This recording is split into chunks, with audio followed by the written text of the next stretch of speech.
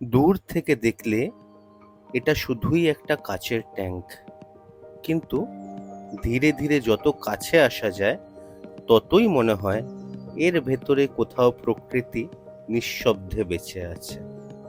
জলের নিচে দাঁড়িয়ে থাকা এই কাঠগুলো যেন বহু দিন আগে ডুবে যাওয়া কোনো অরণ্যের স্মৃতি, সময়ের সঙ্গে বদলে যাওয়া, তবুও এখনো জীবন্ত। পাথরের স্তর, কাঠের বাঁক, আলোর আর ছায়ার এই মিশ্রণ, কোনো কিছুই এখানে জোর করে তৈরি মনে হয় না। সবকিছু যেন নিজের মতো করে জায়গা খুঁজে নিয়েছে।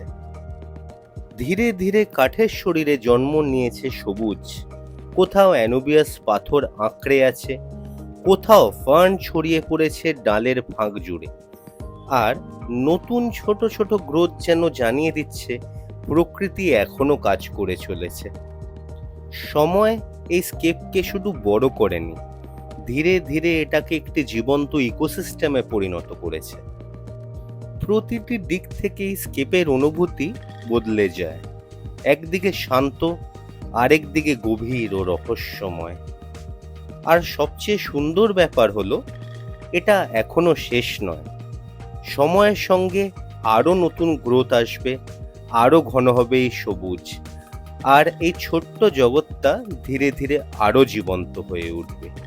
কারণ প্রকৃতি কখনো একদিনে সম্পূর্ণ হয় না, সে ধীরে ধীরে নিজের গল্প তৈরি করে।